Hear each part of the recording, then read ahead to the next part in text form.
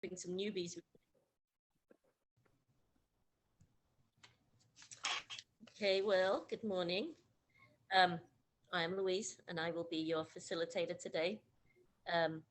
Eracism is the slogan of the group Erace, which was formed in New Orleans in the summer of 1993.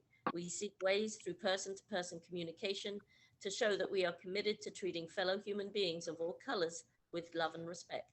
Join us. Land acknowledgement. We acknowledge that we know what we know as the United States is the traditional territory of the indigenous peoples, and that there are many more nations and tribes that could be named. But members of our group today are on the lands of the Toncoan, Lipan Apache, Comanche in Austin, the Chitimacha and Choctaw in New Orleans, the Creeks and Cherokees in Atlanta, the Lenape and Piscataway in Maryland, the Wampanoag and Nippac peoples in Boston, and the Kalua and Mojave in Riverside County, California. We thank their ancestors for being stewards of these lands through generations and hope that we can continue this stewardship in the future. I think what I'll do is explain the format of the meeting. Everyone keeps muted unless you're speaking. We keep a list. If you want to be on the list, shake it all around, shake your one finger. If you, and you will be speaking for 2 minutes. Respect and don't interrupt the speaker, no side comments to other people, no personal attacks, and no name calling. The point of the discussion is to listen, learn, and not to argue. If you have a clarifying question at the end of their speaking, you can raise 2 fingers, wave them around. Now, let me clarify the clarifying question. It's only to, like if you didn't understand, it's not to give your opinion. For example, I didn't understand what you meant by a word or a term, or can you clarify what you meant by whatever. The questions are not to further the opinion of the asker. Clarifying questions do not require a long monologue, and questions that do not qualify as clarifying questions will not be allowed, and the person can go on the list. You can just ask to go on the list. Only 2 people are allowed to ask clarifying questions. So let me go to introductions. And if you could just do a brief, name, where you're from, and how long you've been a member of Erace. So start with Nancy. Good morning, I'm Nancy. I'm located in New Orleans, and I've been coming to Erace since June of 2007. Phyllis.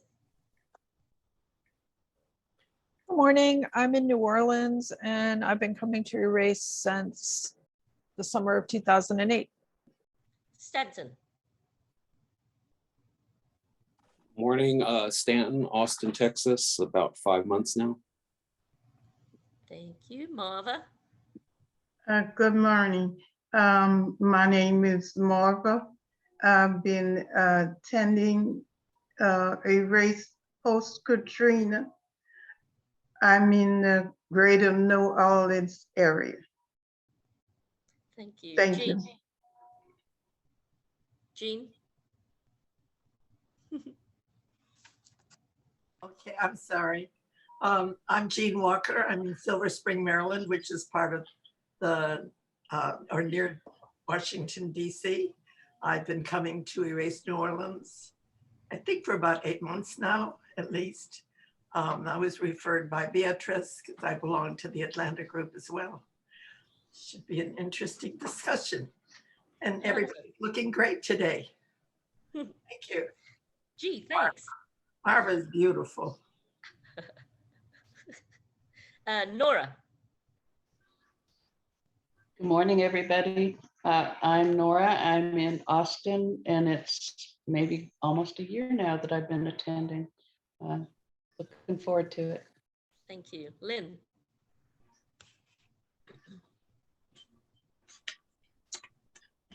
Hello, I'm Lynn Frank in New Orleans. I started coming to the meetings when they were at Christ Church Cathedral on St. Charles in the summer of 2019.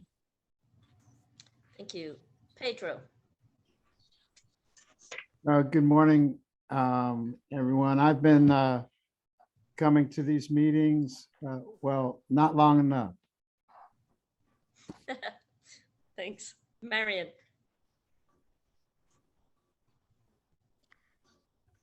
Good morning, everyone. I'm here in New Orleans, in the Gentilly area, a few blocks from Marba. And I see that Beatrice is here, so I don't have to make that announcement for you, Beatrice. I had trouble signing on this morning. I've been attending the Erace meetings since 1993. I believe I attended the very first Erace meeting. Yay. Michelle. Muted. The button. I'm sorry. I don't know why it didn't unmute me. I'm Michelle, and I'm in Austin, Texas, and I've been coming to Erace for about a little over 2 years now. So, Yay. Larry. Good morning, I'm Larry. I started attending Erace around 1995. I'm glad to be here. Thank you. Thank you. Beatrice. Good morning, Beatrice Souble here in East Point, Georgia, right outside of Atlanta. Been coming to Erace since '93 when I was at home in New Orleans. Glad to see everybody. Glad I could make it on time. Thank you. Teresa. Hi, I'm Teresa. I'm in Fayetteville, North Carolina, and I've been coming to a few meetings now. Glenn, I think is here. Glenn.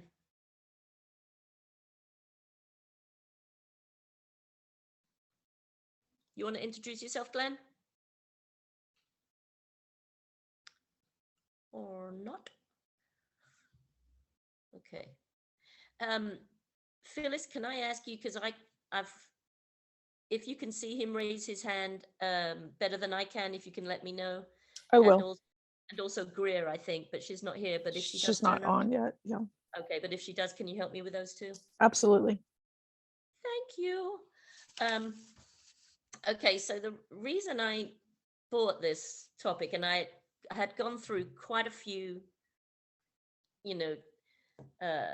articles, and I wanted to have something that we could share to say, what we can do.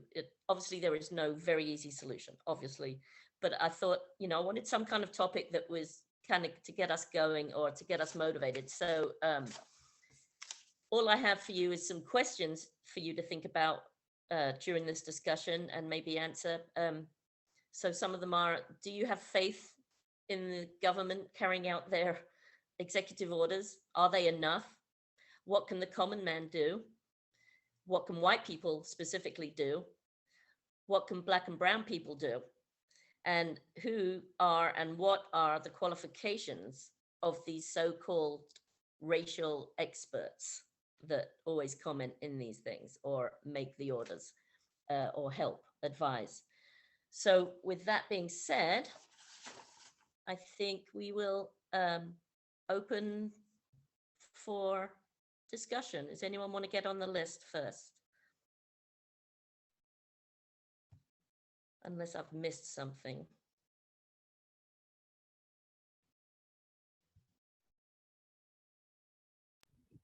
Well,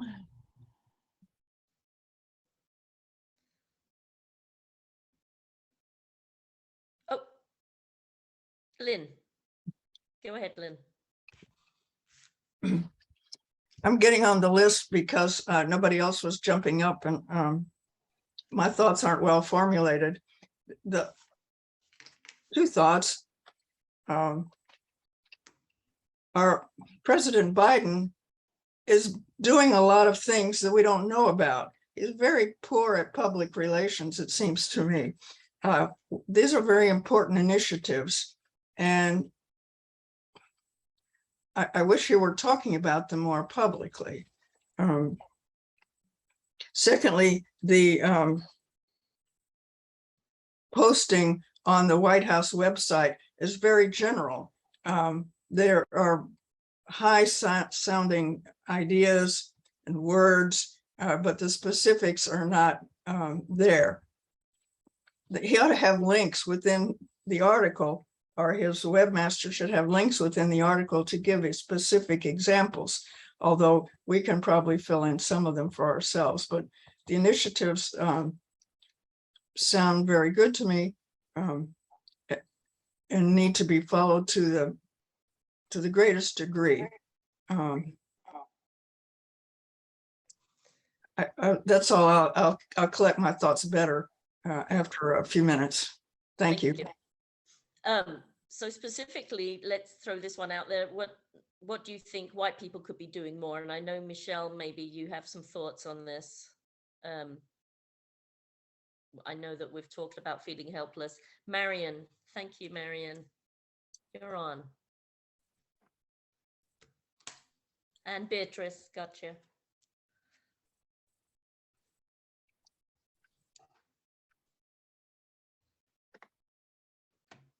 Go ahead, Marion. Oh, when I read this, it sounded great. And as you said, he needs to say this publicly. This is such a huge country.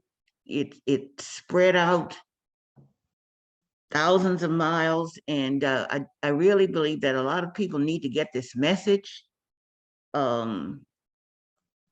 In the past, I've written letters, just maybe 2 or 3, to the White House, to the president, and they sent you the general acknowledgement. So maybe we should send an email as Erace members individually, and tell the people whoever handles these communications that we are an organization in several different cities that do these Zoom calls every Saturday. And we as American citizens are working to try to bring harmony to our country by meeting with each other through Zoom on Saturday. And at least he'd know there are about 18 or 20 American citizens that are trying to do something to help the United States deal with its race problems. So that would be my suggestion. I am going to write a letter. I have doctor and dental appointments this week, but I am going to take some time out and write a very brief and concise letter saying just exactly what I just told the group.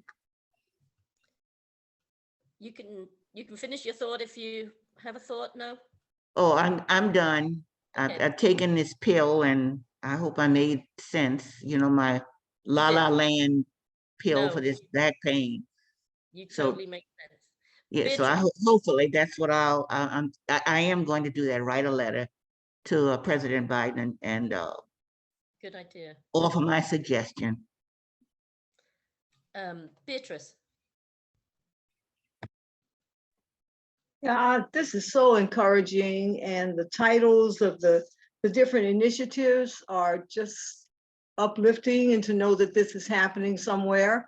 My hope is that each of these commissions, committees, or whatever, it would be a proper term, is reporting to somebody about what they're doing, and that at some point that doing is going to be publicized, in the sense that, you know, there'll be breaking news. Just because I think when you look at, you know, condemning and combating racism, xenophobia, and so on, all of this is good, and recognizing that there needs to be intentional activity to work on systemic racism, that it is something that exists, that the term needs to be on everybody's tongue. But most importantly, to know that at the highest level in this country, there are committees, commissions, people who are working on combating this systemic racism. So my point is to kind of what was said at the very beginning, we need to know more, and whatever is happening under each of these categories. I know if I were the chair of something, at some point, somebody would have to tell me, what is it that you are doing? What have you done? What goals did you have? Have they been met? And then let the public know, let people know. When it's breaking news, the Commission on Xenophobia has discovered this, so that it's people know that not only is there knowledge that there exists this horrible problem, this illness, this disease of systemic racism in this country, but it is being worked on, and somebody's doing something, and we're working. So this was very encouraging. Yeah, I agree. And oh, yes, good. Jean, you're on. Can I get on the list too, Louise, please? Yeah. Well, unfortunately, I'm not as hopeful as everybody's sounding. The first thought that I had when I read this, particularly the one on advancing racial equity in the federal government, reminded me of the Black farmers.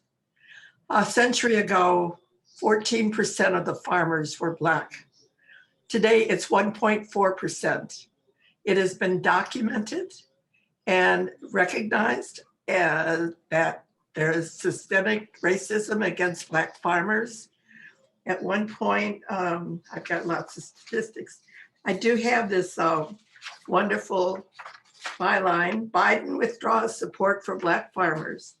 Actually, in 2021, the same day as this, they had the American Rescue Plan Act that provided $5 billion to help the Black farmers maintain their land, pay off the debt that they've been accumulating. It's been well known. Lloyd Wright used to be the Attorney General for the Agricultural Department, and he has documented the number of loans that were just ignored, requests, and the fact that Black farmers, my son's watching a Chelsea game, and farmers, Oh my God. I thought we were witnessing some. No, he gets very excited. He sounds just like my husband, Gene. Yeah. Well, they get really wrapped up in this.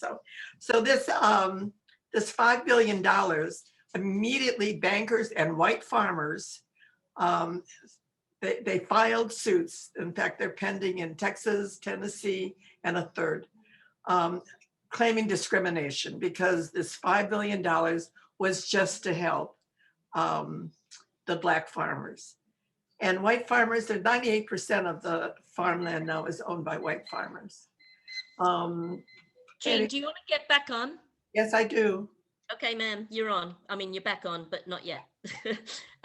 Louise, Glenn and Teresa. Yes, have- I've got Pedro, Glenn, Teresa, Oh. and then Jean again. Oh, you can see the hands? Okay. Well, I have a little fairy help with Michelle in the chat. Okay, because I just chatted. Yeah. Is that everybody though? Pedro, Glenn, Teresa, and Jean. Larry's hand is up. Larry, thank you. It takes a village to raise a facilitator. All right. So Pedro. Yeah, I just, it all sounds great, and this is what my problem is with a lot of the Democratic initiatives is the words are all wordy, they feel good. It really does seem like it's trying to cater to perhaps the African-American vote. And I think, I'm kind of in alignment somewhat with what Lynn and Jean were saying. And by the way, Jean, I'd love to find out more information if you could put it in the chat about the farmers issue you were broaching. But what I was going to try to get at, if this talk without action, it's a form of tokenism, and tokenism is action that does not change the reality. Okay, I mean, what needs to happen is Biden, if he was really interested and it was really genuine in my work, in my mind, not only would links be in there, as Lynn has suggested, but something like measurably reduce the wealth inequality. What is the wealth inequality today as he writes this letter that he speaks to this issue of Black racial wealth divide? What is it, and where will it be by the time he leaves office?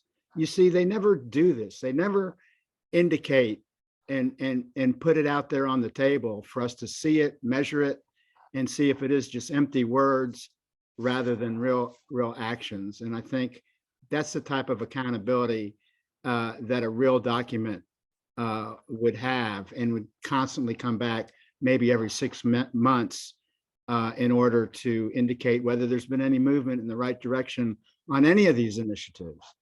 So that the absence of that speaks volumes to me. Thank you. Thank you, Pedro. Glenn.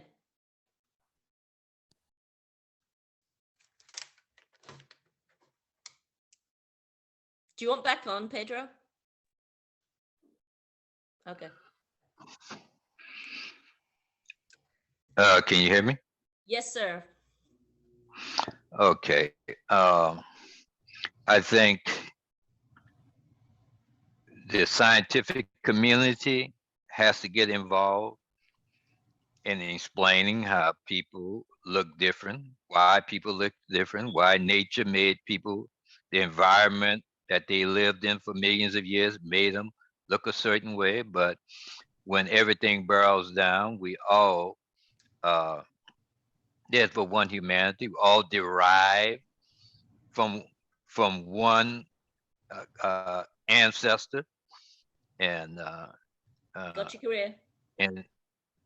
and the migration from that place of origin, and went to different climates, caused us to change how we look, and that we all have the same, we all cut from one human soul. And then we got to get to where the politicians start revving up, making each difference, magnifying all the differences, and causing people to go against each other. And the church will have to clean itself out of preaching racism for over 1,000 years, using images that causes people to become racist, racial superiority. So that's my opinion. Thank you, Glenn. Teresa. Thank you. When I first, can you hear me? Yes, ma'am.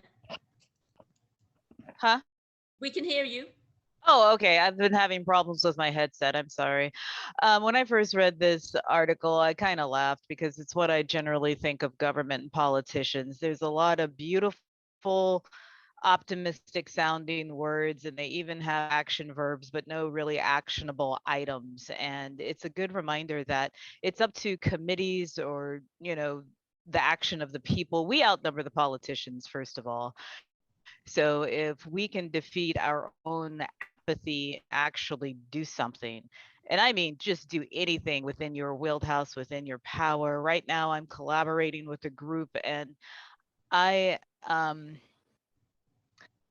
I'm working on a script for an animated series, and yet as a writer, having the power of the pen and a potential audience of millions of people, it was amazing to me how many people learned about the Tulsa massacre by watching Watchmen, for example. They didn't learn it in school, didn't learn it on their own self-actualization, but they learned it from a TV series which had that historical element. And that's what I am going to bring. So everyone's talking about writing to the president, and I'm not discounting that. Every little bit helps. But the way I'm going to get Biden's attention or any political attention is, I think, through my creative activism. When I used to live in Austin, this is another way that Nora and I met. Now that Nora invited me to the group, is that I hosted a spoken word and storytelling show, and I wrote and did spoken word poetry about it and got people talking. So there's many pathways to educate people about what the cause is, but I looked at that as just a political fluff piece. When I voted for Biden Harris, the only thing I thought my vote may do was to get the orange menace out of the White House, which it did. Anything else that they do is bonus. Thank you. Right. Do you want to get back on, Teresa? No. Okay. Next we have Jean. You'd think I'd know how to do this by now.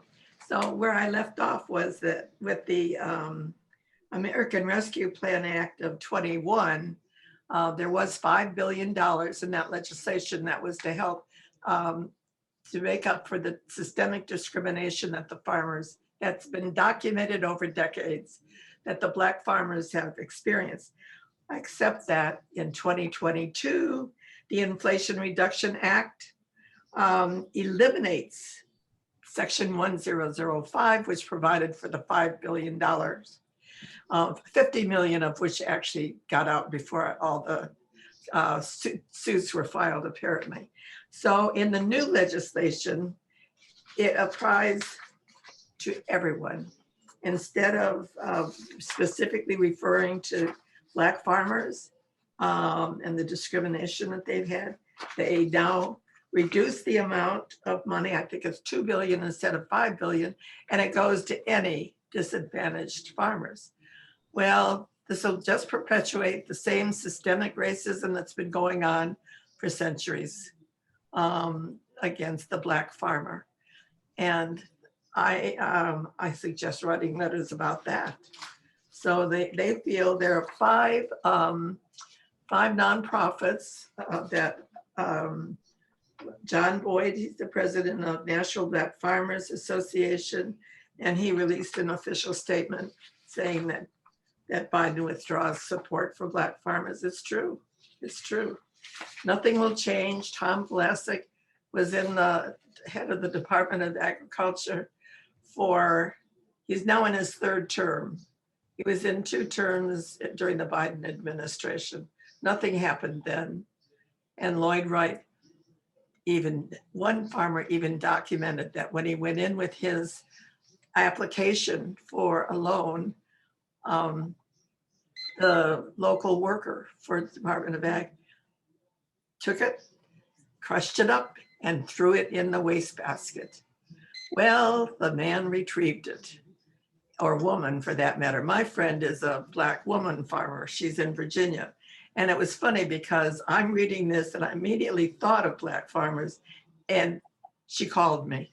Okay, I'll get back on again. Yes, absolutely, Jean. Get back on. I'll put you on. Do you see Michelle's finger? I do now, Michelle. But next we have Larry. Yes, thank you. Your first question was what can the government do? I think, no, do you have faith in the government? Yeah, do you have faith in these? Yeah, and no, my answer there is emphatically no.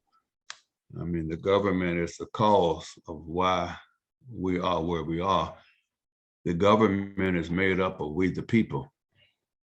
And before anything changes, the hearts of we the people must change. I got you, Beatrice. And when I say the hearts of we the people must change, I mean the essence of who we are, the essence of what caused systemic racism to continue after 400 years. I mean, the first civil rights bill was passed, I believe, in 1876. And we've been passing civil rights bills ever since, even to this day. And what is changing? I think the essence and perhaps the heart of what got us to where we are today might be rooted in the causes of why the Southern states seceded from the Union and over the issue of slavery. And I think the secessionist statement of Texas kind of speaks volume for all of the other southern states.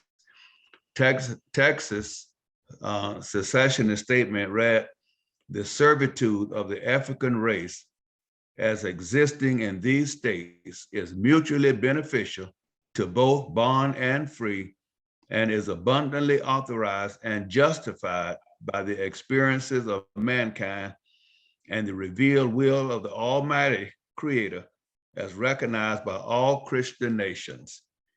That lies at the root of our problems.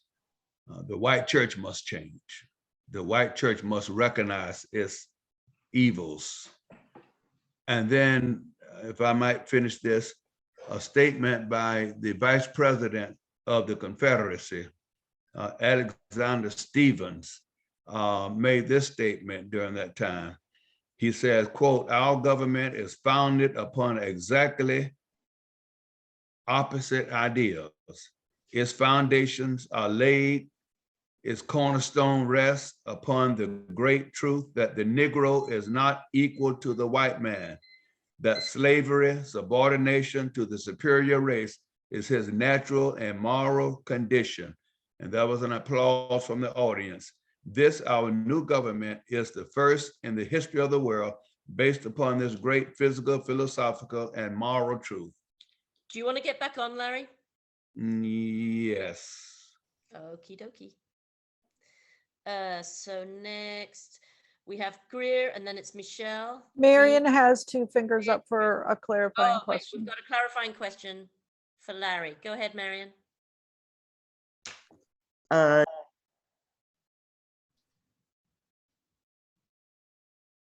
You've muted yourself again. I accidentally struck the keyboard.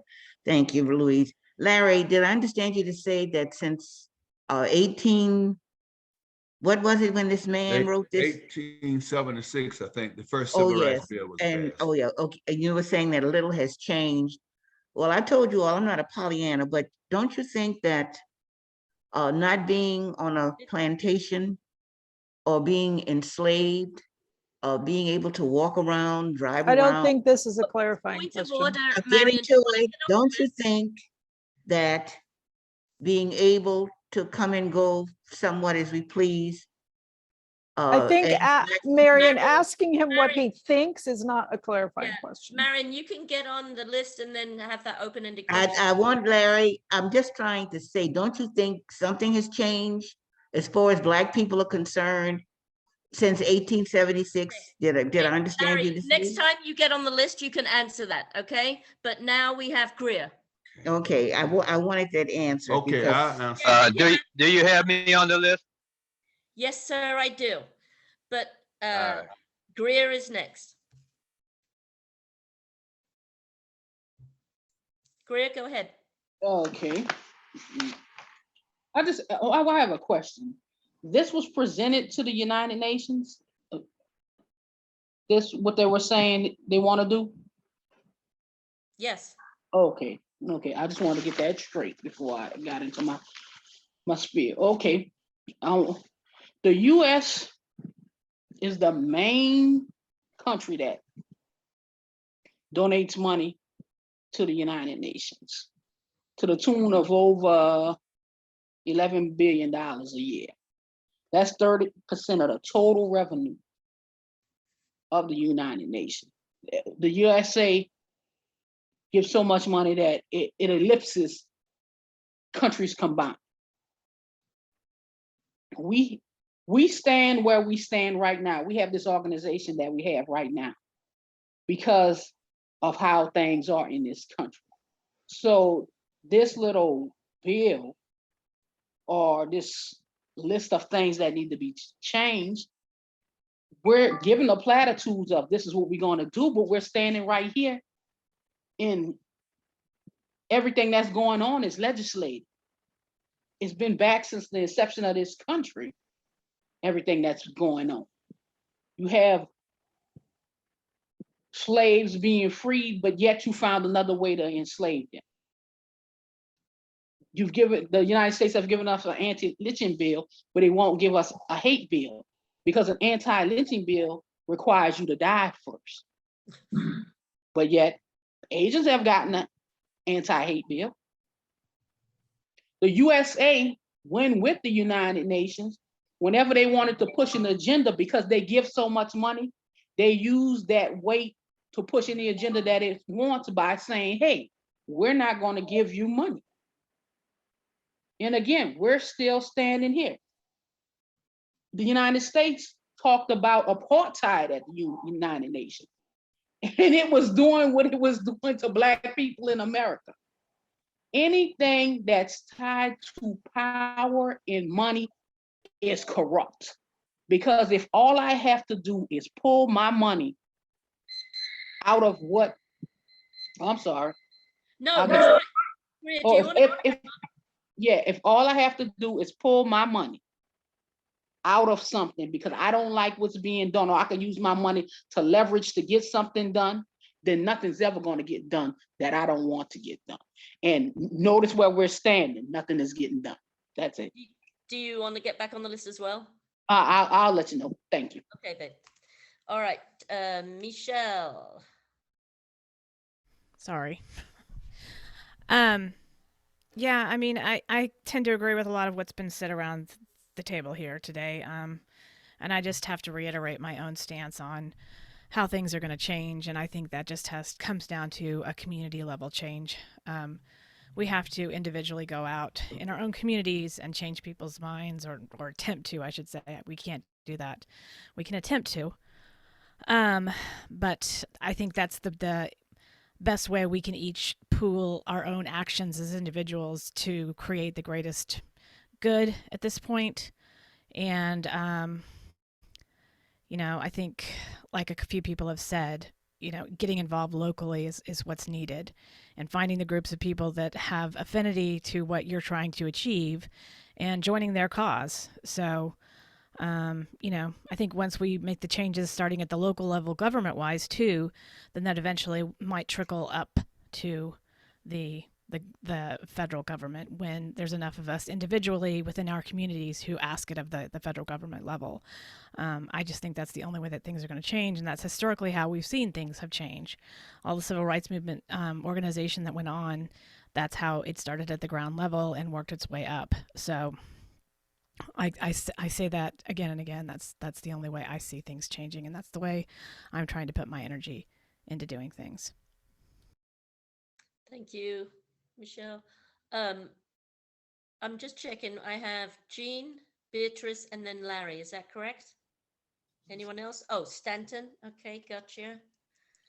Now, you remember I asked you, did you have me on the list? Sorry, I thought that was a past thing. So you're going to be before Larry.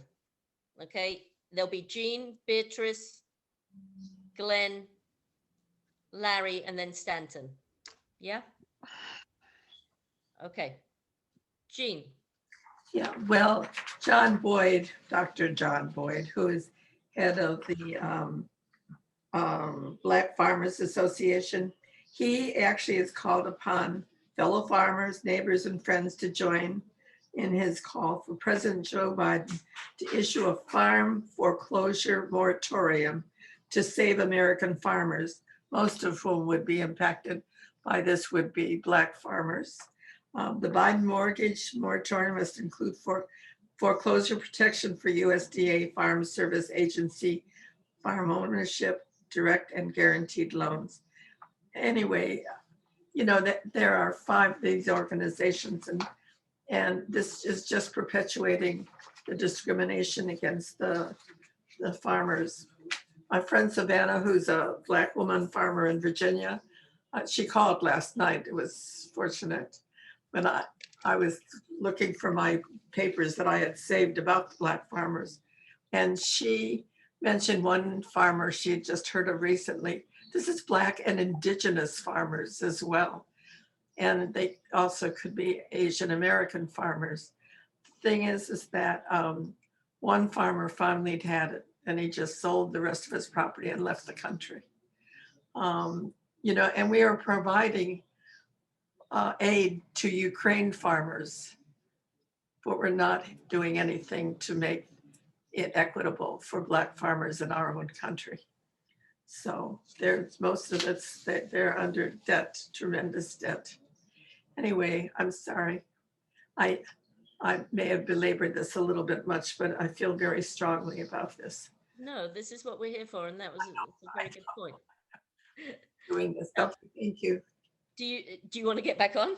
No, if I think of something else. Okay. All I right. Yep. So we have Beatrice, Glenn, Larry, Stanton. Anyone else? Okay, Beatrice. Okay, I'm gonna do like Cory Booker did at the confirmation hearings for our Ketanji Brown Jackson. Y'all are not gonna steal my joy. I know everything that you're saying is absolutely correct about where the country stands and how words and platitudes are meaningless. I know all of that is true. But when it comes to government and change and all that, I'm the government. What I have a responsibility to do something. And whether or not I feel that what I do is going to change anything, that's immaterial. If I do not do something to change, then I myself have been allowed to be changed by doing nothing. So with each of these categories and these committees and commissions and these statements, then I need to call somebody and say, what are y'all doing about this? You have a commission on this. What has happened? What were your goals? Can you prove that something has happened? Are you working on this? I'm a citizen of this country. I want to know what you're doing with it. I just think the statements are of value. You got to recognize there's a problem. Now, maybe we all say, well, y'all should have known it's a problem. We know it's a problem. Y'all should already know. That's okay. This is a piece of paper with writing, with words in black and white, that there is recognition that there is some systemic racism in this country and it needs to be combated. And these are some particular areas where people say they're going to try to do something. Well, it's my job to make them do what they say. And I'm not going to be discouraged by how things appear to be now, because I always go back to where my ancestors were in that slave ship, side by side, dying, throwing up on each other, and defecate, and we made it.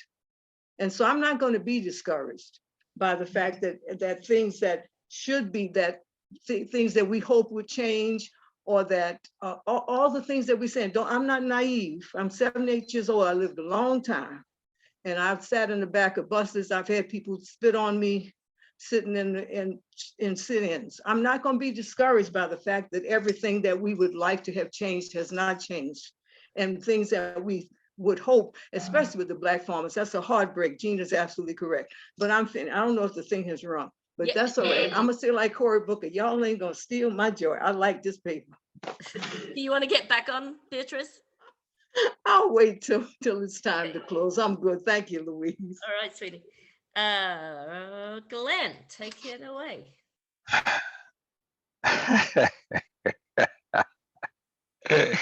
You're making me laugh, Louise. Make me waste my time. All right. I haven't even started timing. I'm starting now.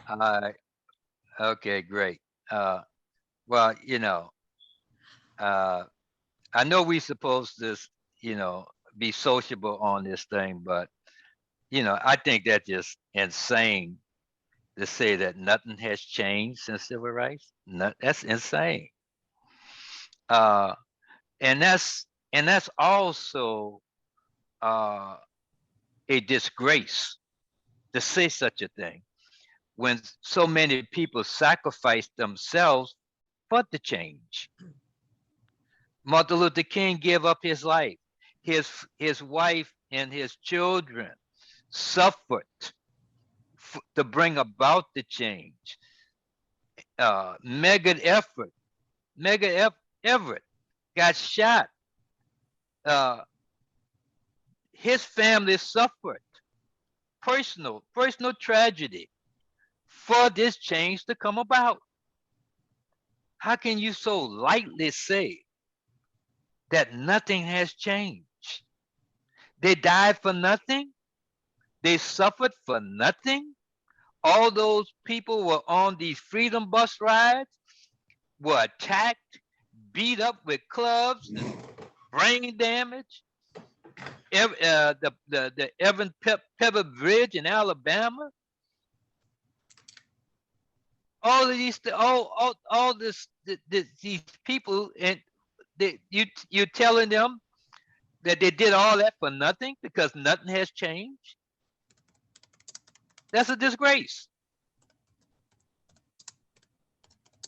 And that's my point. Thank you, Larry. I mean, Glenn. Oh my God. It's Larry next. Thank you. I think one of the disgraces is when we don't speak for the least of these. And as long as we have a system that thrives on the least of these being suppressed, as long as we have a system wherein the rich get richer, but in order for the rich to get richer, there must be a subordinate class, there must be a poor class. So I think it's a disgrace when generation after generation, there's no one to speak for the least of these.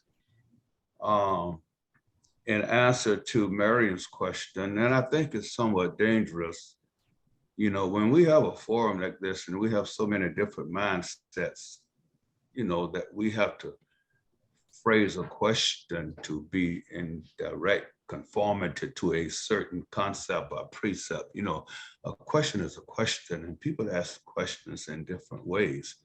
But Marion, in response to your question, I think Malcolm X said it. I'm not sure, but if you got a dagger stuck in me 12 inches, and you pull it out 6 inches, you know, there's still a dagger in my back.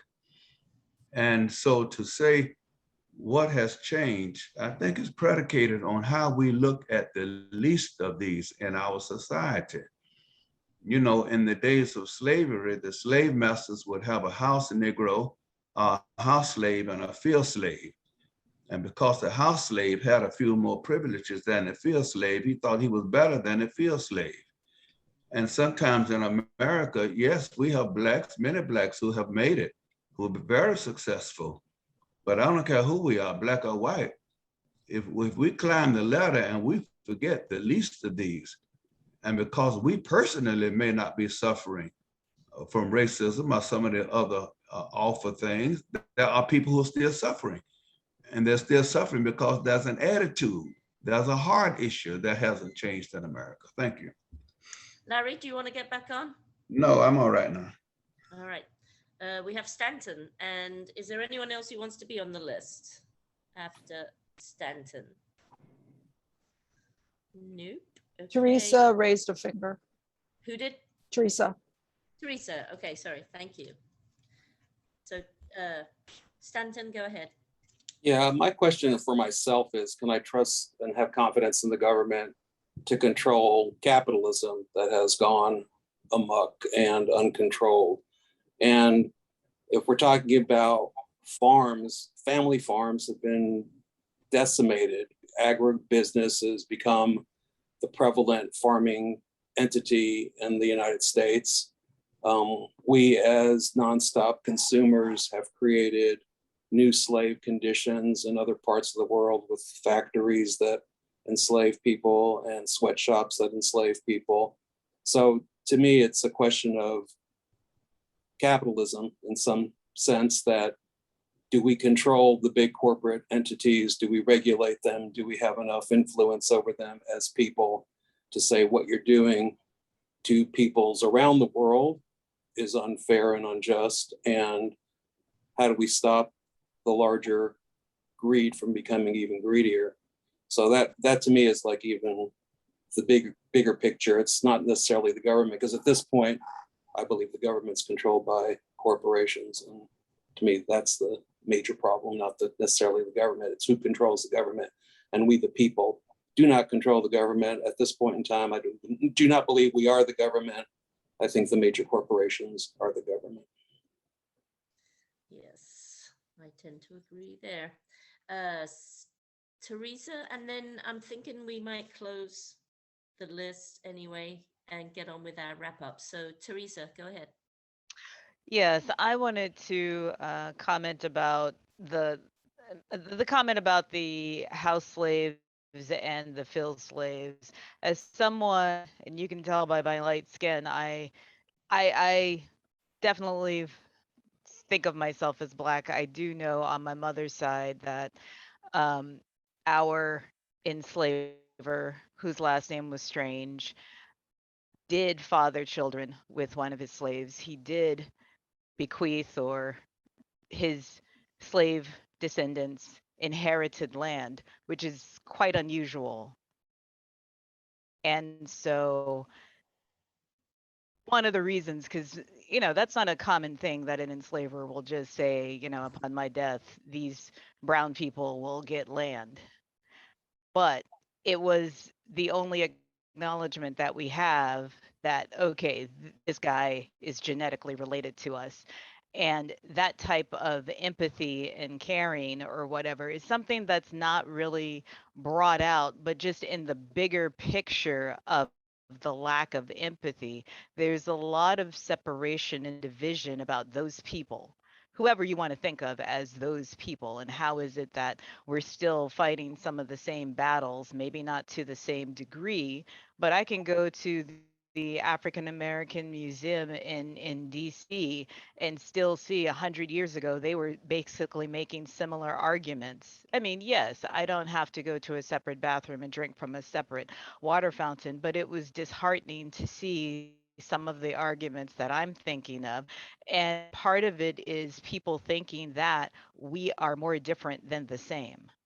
And when you can somehow, at the beginning of this discussion, white people, the question was, excuse me, what can white people do?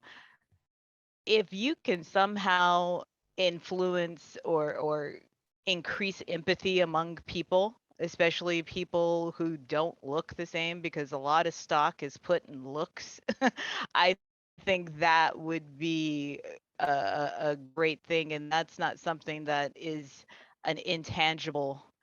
I mean, in 2020, there was a global empathy about police brutality because of the horrific example of George Floyd.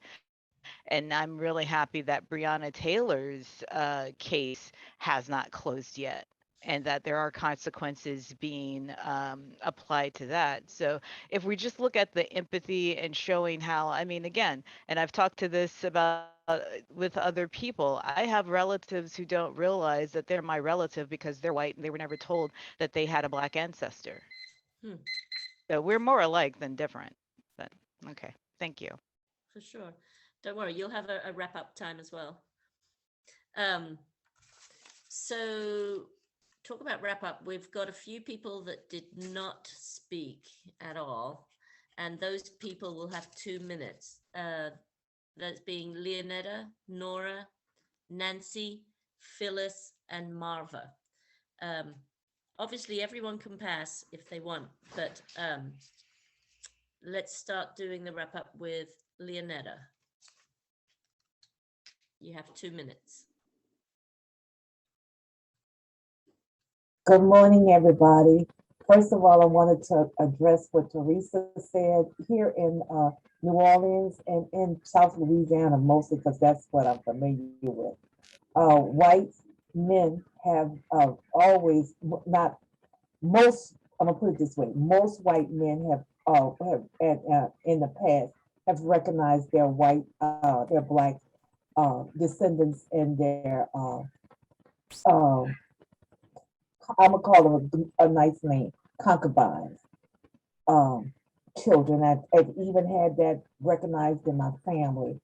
They have inherited things from their rapists. I agree with Larry about the church from day one since the church has come to America. It has enforced racism. It has enshrined racism in the churches. And the church, if America's going to change with this institutional racism, it has to start in the church and go out from there. It's amazing on Sunday mornings how much hate is preached in pulpits in 2020. it's just amazing the hate that's being that's being thrown out here wrapped in religion. And this was a good article. Thank you so much, Louise, for picking it out. And do I still have more time? Because then I want to start on some, okay. Okay. And government is a reflection of the people, or is a reflection of the money that's props up the politicians. And at this time, unfortunately, the people who trade in hate are the ones who have the money, and that's who the politicians are listening to. And if we don't get off our butts and do something about it, we as a collective, I mean, the we who don't feel that way, the United States, in my humble opinion, is headed toward a civil war. We've had one, we don't need another one. Thank you. Thank you, Leonetta. Nora, did you want to speak? I have not much to add, but just thank you for all your voices that speak my mind, and for teaching me so much. Thanks. Thank you. Phyllis. Well, I think first we need to acknowledge that systemic racism does in fact exist in the country and in the world. And one of our people who would come in person frequently emailed in response to the email that I sent out with the topic that in actual reality, systemic racism does not exist. And that's his stance. And it's too bad he didn't join today, but I would say that's willful ignorance.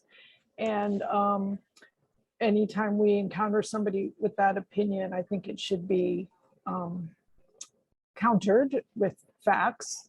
Do you want me to stop talking, Louise? No, I don't understand. What are you talking about? Somebody who used to come in person to our meetings emailed in response to the topic email that I sent out for this week and said that quote, that systemic racism doesn't exist. Yeah, it's not news from him.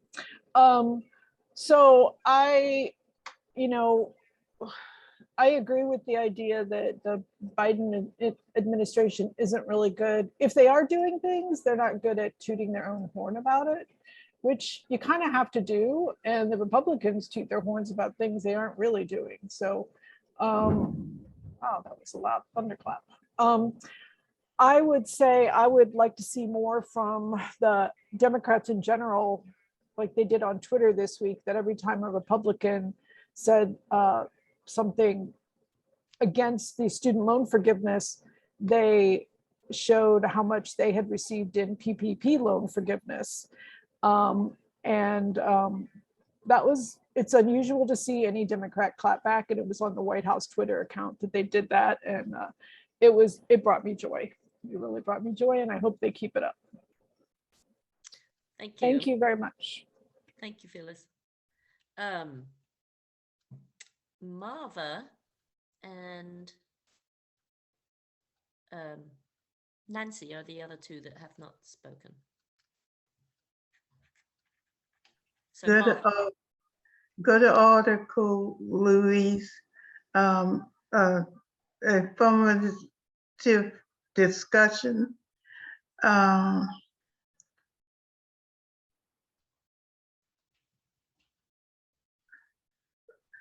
Good discussion. Thank you. You're welcome. Thank you. Nancy. Thank you, Louise. It was a very interesting article. It's interesting that the path that the conversation took. Very good. Yeah. All right. Thank you. Whoa. Yeah, time's up. So now we'll go to the people who have spoken, and so they have 1 minute. It's pretty much almost a lot of people, and we'll start with Michelle.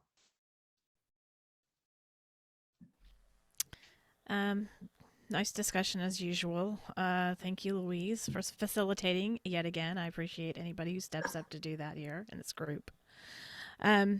I think I shared last time the podcast that I got into recently called The Spillway, and it's for white people talking about white issues for white people. And just for all the white people here, you know, the philosophy that they have put forward in their work that they're doing through the Spillway and podcast is one element of that, is that basically hurt people can hurt people.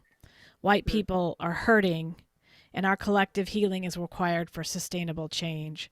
So I think addressing that within white culture is very important. And as I said earlier, within my community, that's what I'm trying to address and do on my own circles here. And I think it's a timely podcast if anybody's interested in checking it out, as the white people here especially. So that's all I've got to say. Hope everybody has a good weekend. Thank you, Michelle. Lynn, you started it off. You started the discussion off. I appreciate that. Somebody had to do it. Well, when we see the Republicans creating whole campaigns about not teaching critical race theory in schools, or not letting libraries have books about slavery or segregation or discrimination or the life experience of Black people, we should realize how important knowledge is. But the other side is true too. We need to get knowledge out there through programs like Teresa's, through more and more Black media being recognized on our television stations and radio stations and news outlets and books. Knowledge is important to create empathy. As Teresa had also said, you have to have the empathy of our general population in the United States to be willing to work towards the elimination of unfairness in the form of racism. So it's a multi-pronged effort to improve our country. I know Greer would like a giant reparations bill to just wipe out racism once and for all, but I think it's going to be lots of incremental steps building the will to change and at the same time working on the change. So we can give up nothing in our struggle to change our country. Thank you. Thank you, Lynn. Marion. Earlier in the discussion, I was trying to say that I think one big change is that we have the freedom, we as Black people have the freedom to speak, even though I know, I have common sense enough to know that there are people who wish they could turn the clock back in this country 300 or 400 years. So I'm not that naive, and that's what I was attempting to say early on in the conversation.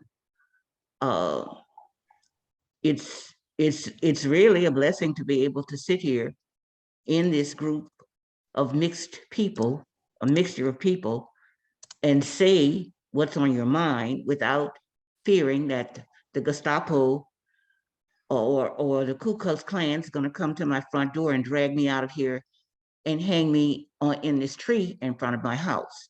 So that's what I was attempting to say early on. So this was a really a great discussion, and I appreciate having the opportunity to speak my mind. So thank you, Louise. Yeah, thanks to everyone for their comments as well. Thank you. Beatrice. Great discussion. We just never surrender. I know corporations are in charge or in control, that big money, dark money, the Koch brothers, ALEC, all of those unseen but felt organizations run stuff, but we never surrender. I mean, the civil rights movement, although times were certainly different, we fought against Jim Crow, which seemed overwhelming. Everywhere you turn, there was a seat say you couldn't sit here, you couldn't do this, couldn't do that. but we fought it. You know, we can't surrender. I mean, it took me a year to worry. This is a minor thing, to get some benches outside of Cram Creek. There's a not Cam Creek, Lord have mercy. Anyway, there's a place where people were using baskets out there at a mall, not far, you know, and to sit on. And I just kept calling and calling and telling you can't expect people not to sit at the bus stop. Put something. It took me a year, and they kept telling me, no, it's Atlanta, no, it's East Point. No, I said, I don't care. Just fix it. Fix it. I kept calling, worrying them to death. It's a small thing, but I'm saying that we just do not surrender. And if it means calling these people at the White House or doing whatever and saying, what are you all doing with this? Because if we just say this bigger than us, it's the dark money, it's the corporations, they run the country. Don't give up. Just don't surrender. That's all I'm saying. Don't surrender. We can't afford it. It's too important. Thank you for the. Thank you. Thank you, Beatrice. Jean. Just follow up with what Beatrice said. I've always thought that if white supremacists were to look at the Black families, the Black culture here, they are the strongest people. They've survived all these years through all this trials and tribulations and physical harm, intellectual harm. And the Black African Americans did not accomplish what they've accomplished because of physical strength, but of mental. They are the most, I think, intelligent, and I think the strongest group of people that we have in this country. But I'm with Jane Elliott. We all came out of the same place. Everybody have a good week, and we'll see you next week. Whoa, sorry. Something happened on the table. Thank you, jeez. My cat just knocked over something. I'm so sorry. Will it be a meeting next week? Yes, we'll talk about that in announcements, Mother. Okay. We have Pedro to wrap up, if you want. Yeah, sorry about that. Yeah, first, great discussion. I want to thank people that post stuff in the chat. I copy all those notes and try to look at them later in the links. But in my minute, I just wanted to indicate this piece by Biden's administration is to combat systemic racism. And they even have a section on foreign policy, incorporating racial justice into US foreign policy goals. We've gone to war or promoted war in Iraq, Afghanistan, Libya, Syria, Yemen. Millions of civilians have died. Tens of millions have left their country. Poverty and disease has ravaged millions.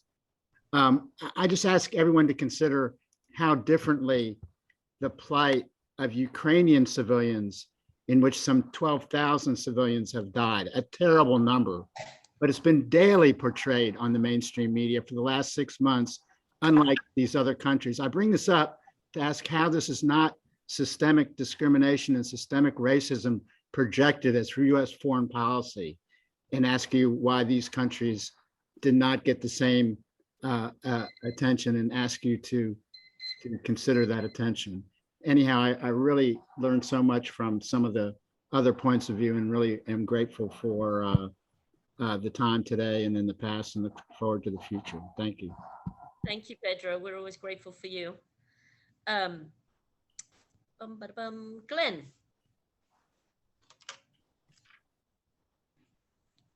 You have a minute if you want. Oh, yes, I'll take it. You know, some of the things that you know, we didn't have before civil rights. We didn't have. You couldn't be a garbage man. There were no black policemen. There was nobody in City Hall. There were no city councils. There was no mayors. There was no congressmen. There was no secretary of state. No head of over the military. No president.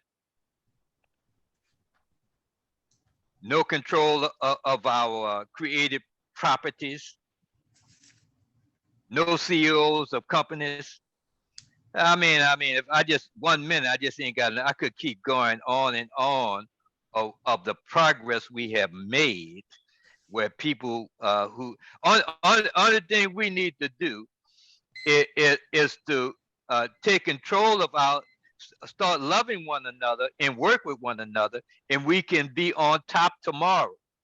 It's our own fault for where we at today. It ain't the white man's fault. Well, Phyllis, thank you, Glenn. I did my 2 minutes. I'm good. You don't want a 1 minute wrap up? I did the 2 minute wrap up. Oh, okay. And Teresa. I would just like to thank everyone for intelligent conversation. Thank you. Larry? Yes, whoever that man was that Phyllis spoke about that used to come in person, who said there is no systemic racism.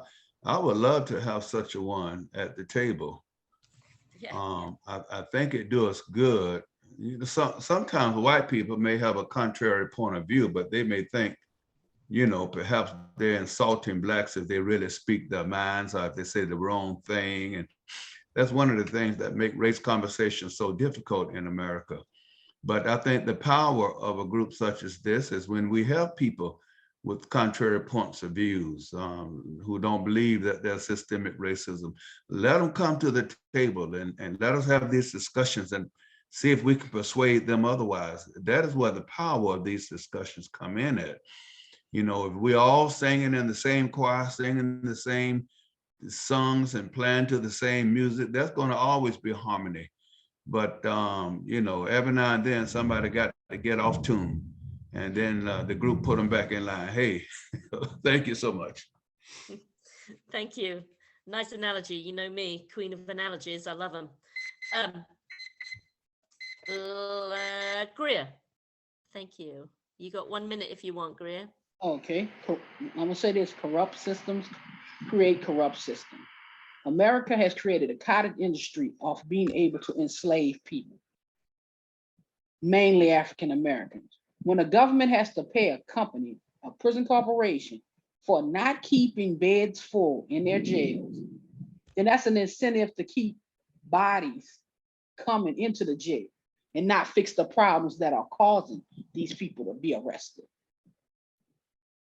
If the system is contaminated, it needs to be redone. Biden was basically elected by default. All I can say is if Democrats went as hard as Republicans, maybe some things would change for the better in this country. Mind you, we don't have to kumbaya to get jobs done. But when you've already been infiltrated by others in your party, then this is what we got. If we never had the ability to vote for anyone positive, we always are voting for the lesser of two evils. That's it. Thank you, Greer. And finally, Stenton. Yeah, all I want to say is ditto Marion. Thanks. Yeah. Thank you. I didn't leave anybody out, did I? No. So we are going to finish a little earlier, but I do have a couple of things to say. Mostly it's just picked up from what y'all have said. And I think, as Marion and Beatrice said, never give up, you know, always try. And that also leads into the updates. I think it was Marion that said that we should ask about updates about these initiatives. You know, they should be more available and visible to everyone so we know what's going on and we could harass and you know, make them actually work and come into fruition instead of just empty words, which unfortunately, yes, I do feel a little that might be, but I don't know.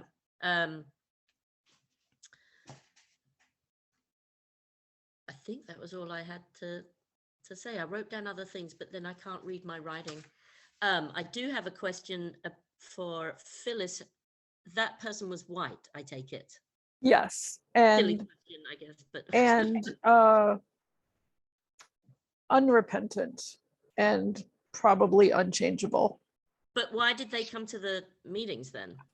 At first, he was required to by an organization he was part of because of his racism within that organization.